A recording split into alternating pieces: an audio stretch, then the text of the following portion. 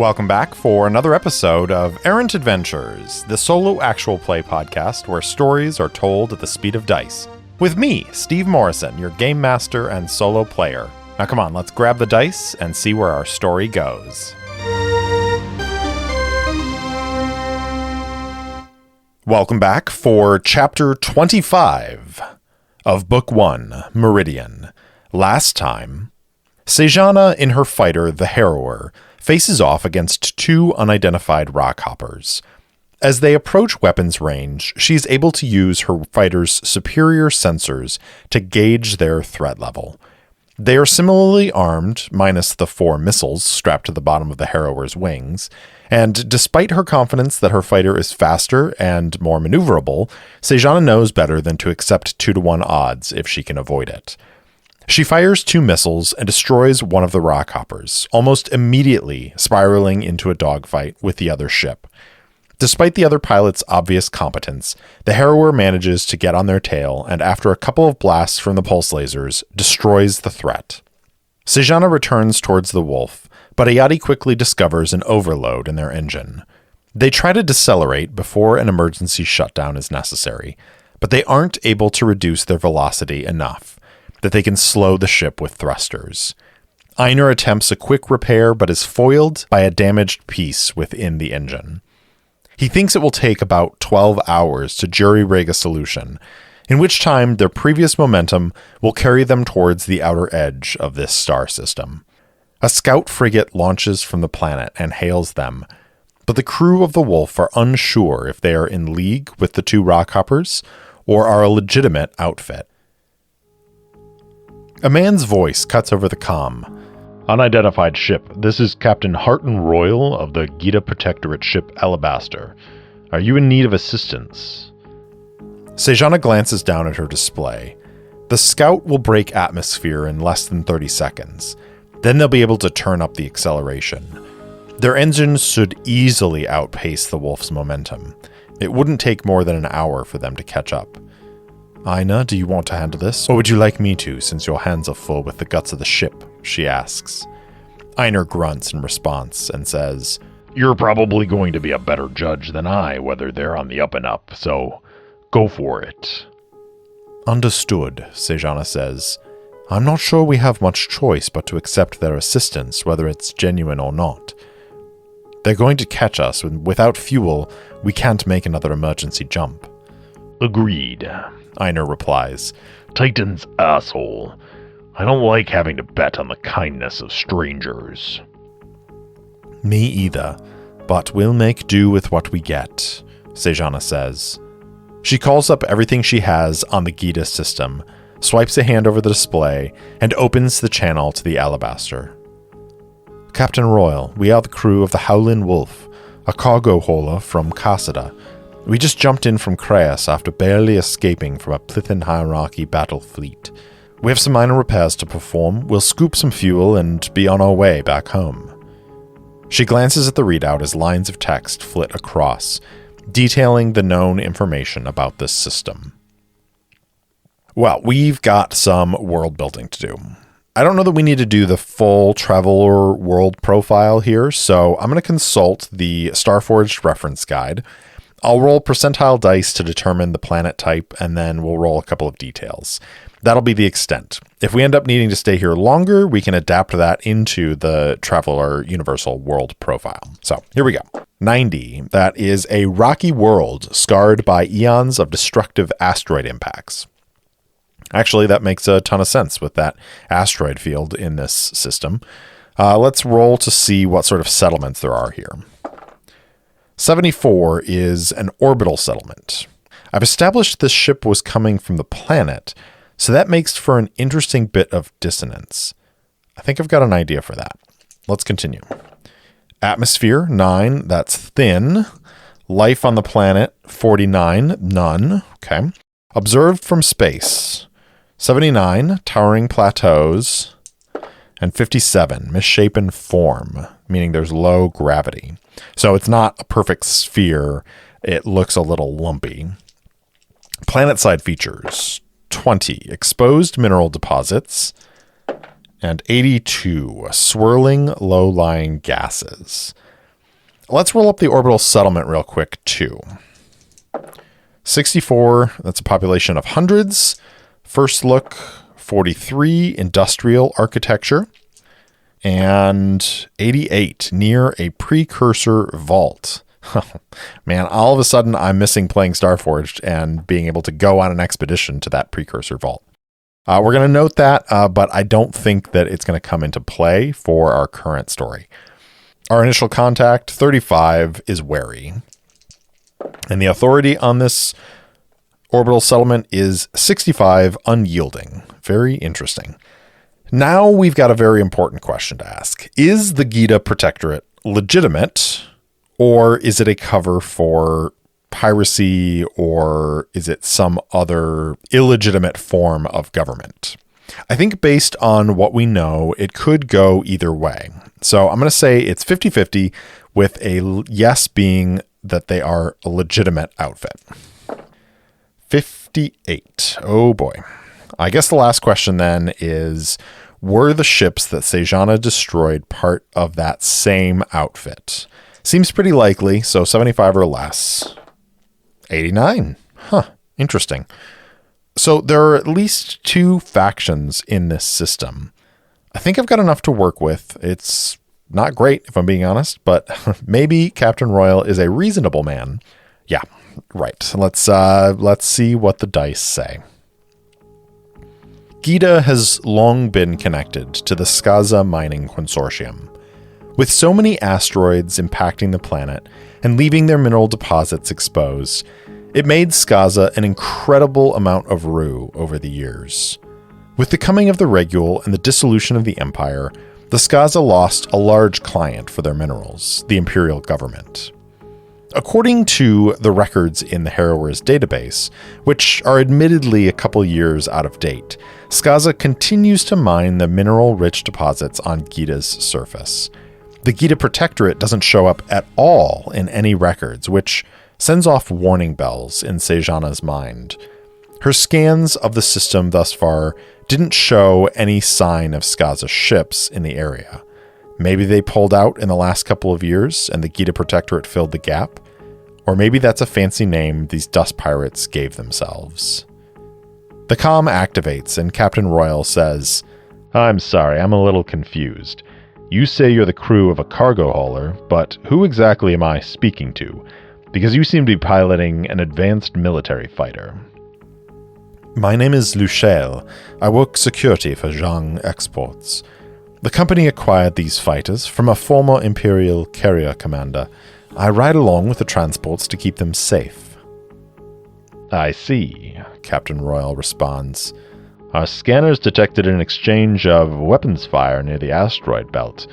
Given your trajectory, it seems like you were involved. Care to explain?" Sejana thinks about lying, but there's something in the captain's voice that suggests he already knows the answer. "We had a misjump getting out of Creus. We were under fire from a Plith destroyer, like I said, and we risked jumping inside the jump limit. When we dropped out here, 2 ships attacked us. We simply defended ourselves." "Interesting. You say that a Plithan resistance fleet took Creus?" Captain Royal sounds doubtful. "Seems unlikely." She notes the use of the old terminology. How out of date is this system? "We're happy to transmit our scanner data, including the audio logs of the Plith transmissions." Sejana transmits the data in a quick burst. "We don't intend any trouble for the Gita Protectorate, and we don't really need any assistance. We should have everything we need aboard to repair our drive." There's silence for a moment. Sejana assumes the captain is studying the data she transmitted. Let's go ahead and make a roll.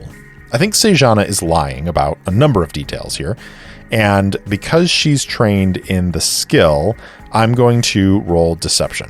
She's got a +3 to the roll. I think Captain Royal is fairly savvy, so this will be a target number of 10. Here we go. 13 is more than enough.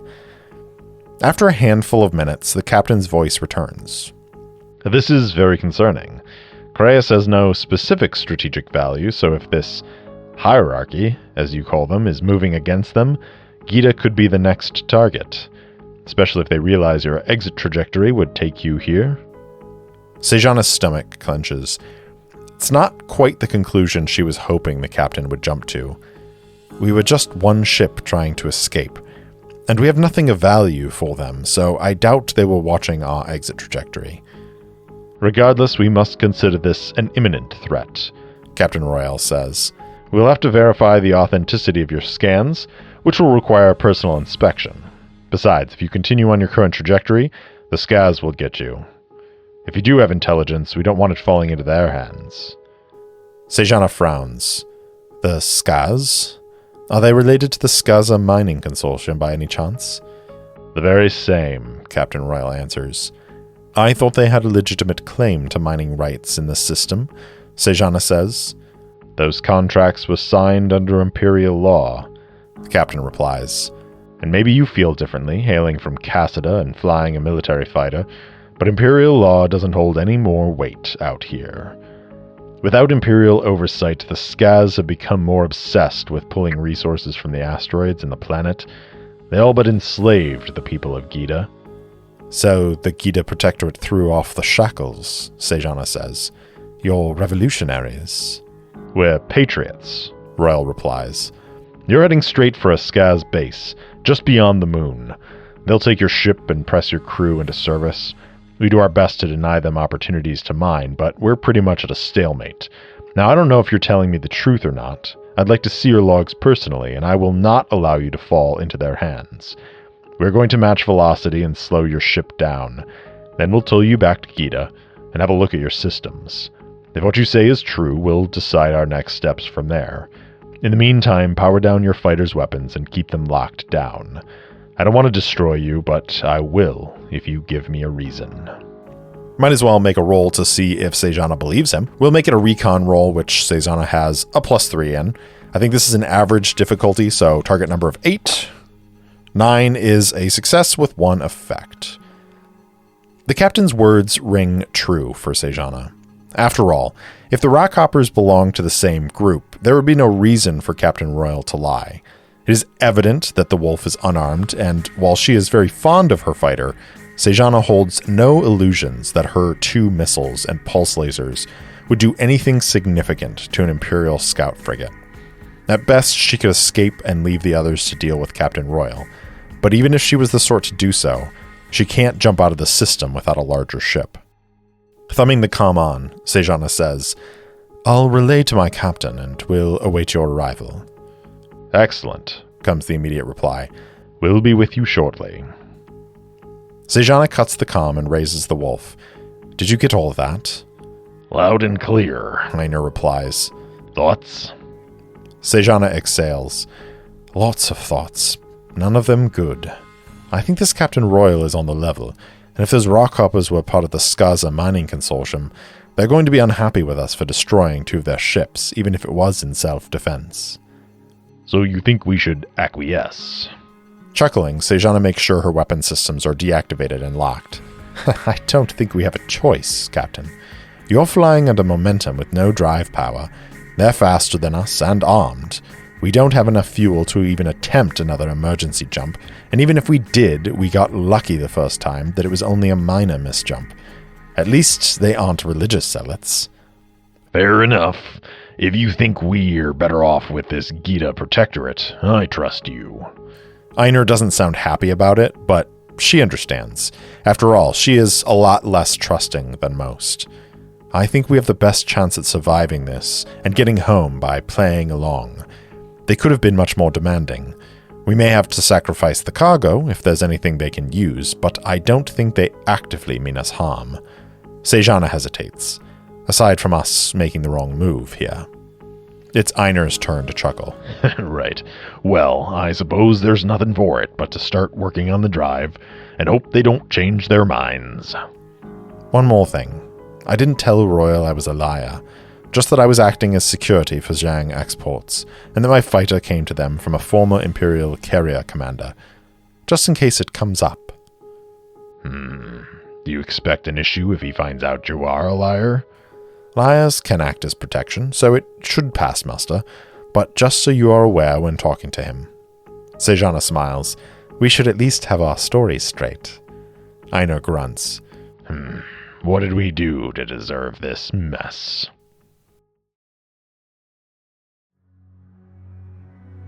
It takes the better part of an hour for the Alabaster to catch up to the Wolf, match velocity, and capture it with haulers. They begin a steady deceleration immediately, and Sejana receives a comm from the ship. You may redock with your ship, Captain Royal says. It's my job to patrol and protect, Sejana replies. It's in my contract. Your ship is under my protection, Royal says. I give you my word I won't let anything harm it or its crew. Finding that strangely comforting, Sejana turns the harrower back toward the Wolf, docks, and crosses back into the airlock. As she emerges into the ship proper, Ayati is waiting for her and envelops her in a strong hug. Sejana stands and takes it, her helmet held loosely in one hand, while the other hangs at her side. Nice to see you too, she says. Ayati releases her and grins. I wasn't worried about you at all. Shaking her head, Sejana says, I'm glad you're all right. I'm glad you're back on the ship. That captain's coming over on the ship's boat to meet us and verify our claims. He and Einar talked a few minutes ago. Cap wanted me to give you a heads up when you came aboard. Sejana suppresses a smile. The pilot could have easily pinged her personal comm to share the update, but she wanted to make sure Sejana was all right in person. It's sweet, and for a moment the liar allows herself to feel the warmth of camaraderie and friendship, something she hasn't experienced much since Falcon's squad separated. Then she gives a single nod and says, I should get changed then. Wouldn't want to provide a poor impression on our guest.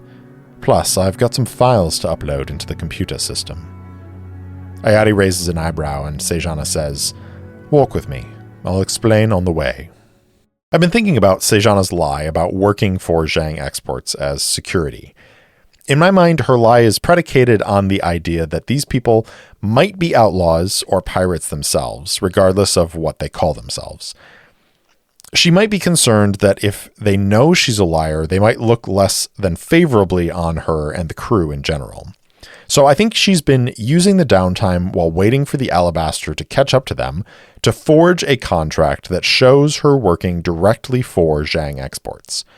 I think the best way to do this is to roll an electronics computers test, because she's essentially creating a program that will falsify her records aboard the Wolf. I'm going to roll 1d times 10 to see how many minutes it takes her to do this. And if I get a 3 or less on the die, she can take extra time and gain a bonus to her roll.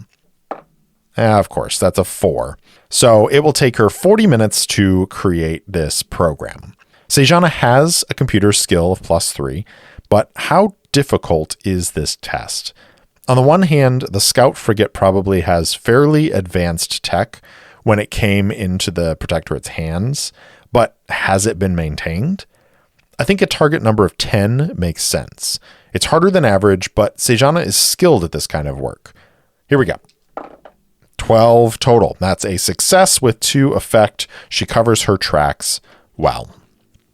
Sejana tells the rest of the crew about her changes to the records while they wait in the cargo hold for Captain Royal's arrival. Einar isn't pleased with having to lie, but he grunts out his understanding. Ayati and Luden remain silent and neutral. It only takes a few minutes for the ship's boat to cross the distance between the two ships and dock with the Wolf. When the airlock hatch opens up, a pair of armor-clad figures step through, rifles raised, sweeping the room for threats. Another pair follow, their weapons locked on the waiting crew. Finally, a man in his mid-40s steps through the hatch. His uniform is a dark blue with silver trim and a pair of simple insignia on his shoulder epaulets. It's cut in the Imperial style with a few differences. The arms and legs are cut in a more tapered fashion, and the buttons of the jacket are round rather than the more geometric stylings of the Imperial military. The man himself has close-cut dark hair peppered with gray and a serious face. His hazel eyes sweep the room and lock on the crew. Approaching, he extends a hand to Einar and says, "Captain Harton Royal, permission to come aboard." The Huldren looks up at him and takes the offered hand. "Einar Stargleam, ship's master. Welcome aboard. This is my crew." He gestures to the others. "Luciel you've spoken to. This is Ayadi Kailana, my pilot, and Luden Sarton, apprentice engineer. Captain Royal glances at each of them, though his gaze lingers a moment longer on Sejana than the others. She meets his eyes with an appraising look of her own. The way he holds himself. Sejana's certain he's former Imperial Navy.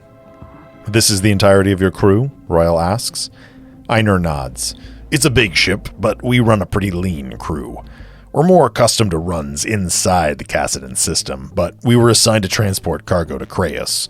We were just finishing up our business when a Plithan battle fleet jumped in and started making a ruckus. We got out as fast as we could. Speculation fills the captain's face. That's what your security officer said. I find it hard to believe the hierarchy would forcibly invade a sovereign system. Last I heard, they were accepting systems to join their coalition, but not that they were striking out with battle fleets. You must not get a lot of news around here, Ayadi says. The captain's eyes snap to her and he says, No, I suppose we don't. Turning back to Einar, he says, May I inspect your records? We've had some issues with the Skaz getting inventive and trying to sneak ships in and out. Of course, Einar says, pulling up his cue, but Royal shakes his head. I'd prefer to pull directly from the system files, if you don't mind, he says. Einar shrugs. Fair enough. I can take you to the bridge and get you set up with the interface. By this point, more soldiers have emerged from the ship's boat and are spreading out through the cargo bay, moving towards the access hatches with trained precision. Their efficiency impresses Sejana, and once again sets her to wondering about the Alabaster and its crew. They must have come to Gita and decided to stay, or some of them had family connections to the system. Royal says, The rest of your crew will remain here under watch while we proceed to the bridge. He looks around. I'm sorry for the distrust, but we can't be too safe. Gita is depending on us. With that pronouncement, he gestures for Einar to lead the way, and the Haldren does. Einar leads Captain Royal to the bridge and accesses the ship's logs for him. The captain settles in and begins scanning through them while the soldier who accompanied them watches Einar. He's not sure how much Royal scans through, but after about 15 minutes, the captain disengages the interface and looks up at Einar with a new respect. You really did make an emergency jump within the jump limit? He asks. Einar nods. It was that or surrender to the Plith. I don't know how much data you pulled up, but tensions between the hierarchy and Cassida are growing. There's been plenty of posturing, and the hierarchy is steadily expanding its borders. They're bringing Lucent to everyone, or so they say. I've been to a few Lucent services. It was mostly about shining a bright light on injustice and doing good. Hard to believe the resistance has coalesced into... He gestures at the blank screen. This. I try not to get involved in religion or politics, but Luciel might have more to say about it. I'm only concerned with getting my ship and crew back home. Einar gives the captain a hard look. Now that you've looked through our systems and determined we aren't lying, will you help us, or are we just going to be casualties of a different conflict? Captain Royal meets Einar's gaze and says, My superiors may insist that we impound your ship as our resources are quite limited. We grow the food we have and make do, but life is hard on Gita, and our conflict with the Skaz is at a stalemate. I need to break that stalemate if the Gita Protectorate is going to survive. Einar frowns. This isn't a warship. We have no weapons or defenses. I'm not sure what you think stealing our ship is going to do for your cause, but it's just not going to work. The Wolf is a cargo hauler. She doesn't have the power plants to run weapons or other defenses. I'm well aware of that, Captain Royal says, and I think we can come to an arrangement. A knot fills the pit of one of Einar's stomachs. What sort of arrangement? I assume you're aware, but if not, allow me to inform you. Your security officer is a highly decorated Decure of the Imperial Special Service, and I need her help on a mission that will break the Skaz hold on this system.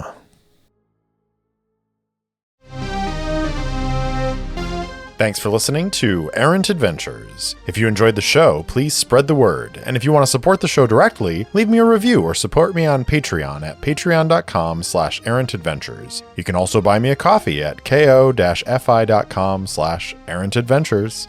If you want to interact with me, my handle on all the socials is @errantsolopod, or you can email me at errantsolopod@gmail.com. I also post short fiction and campaign-related materials on my website, errantadventurespod.com. Thanks again for listening, and I'll see you in the deep, liars.